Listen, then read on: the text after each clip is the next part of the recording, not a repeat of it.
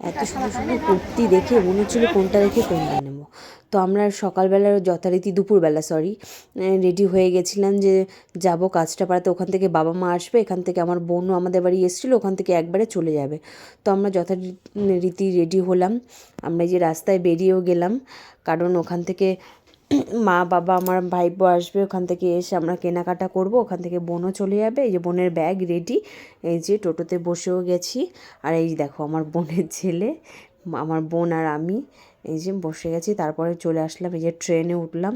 এই দেখো আমার ছেলে ওর পাপাকে ধরে দাঁড়িয়ে আছে, তাও বসবে না। আমি বললাম বাবা তুমি আসো, তাও আসবে না, ওখানে বসেছিল দাঁড়িয়েছিল। এই যে আমরা হলো এক্সপ্রেস বাজারে ঢুকবো, ঢুকতেই দেখবে প্রথমেই বলে দেবে ক্যামেরা অ্যালাউ নেই, ভিডিও করা চলবে না। তো আমরা ঢুকতে গেলাম, এবার ঢুকছি, তখন আমার পাপা ঢুকেও গেছে, আমার বোনও ঢুকে যাবে। তারপরে যে আমি ঢুকবো, ক্যামেরাটা অন করে বলবে ক্যামেরা অ্যালাউ নেই। এই যে বলে দিল যে ক্যামেরা অ্যালাউ নেই। তারপরে ব্যাস ওখানে শপিং করলাম। তারপর বাইরে বেরিয়ে এসে আবার এই দোকান থেকে কিছু কুর্তি কালেকশন ছিল ভালো, ওখান থেকে নিলাম আমি একটা, আমার বোন একটা। বেরিয়ে এখানে আমার জুতো সিলেক্ট করছিল বাচ্চাদের তিনজনার, তো ওদের জন্য যে আমার বোনের ছেলের জন্য এই জুতোটা নিয়েছিল।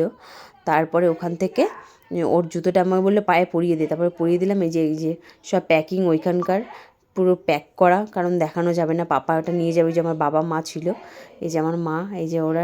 বললাম বাই বাই বলে তারপরে স্টেশনে আসলাম। এখানে এসে ঘুগনি নেওয়া হলো, তারপরে সবাই মিলে ঘুগনি খেলাম। এই যে আমার মা খাচ্ছে, ওখান থেকে আমরা ট্রেনে করে চলে আসলাম, ওর ওইদিকে চলে গেল। নেমে আমরা এখান থেকে আমার ছেলের জন্য কিছু ফল নিয়ে বাড়ি চলে আসলাম। চলো টাটা বাই। ভিডিওটা ভালো লাগলে লাইক শেয়ার অ্যান্ড কমেন্ট। আর যারা যারা পেজটাকে ফলো করোনি অবশ্যই পেজটাকে ফলো করে দেবে, আর যারা ইউটিউবের থেকে দেখছো তারা অবশ্যই সাবস্ক্রাইব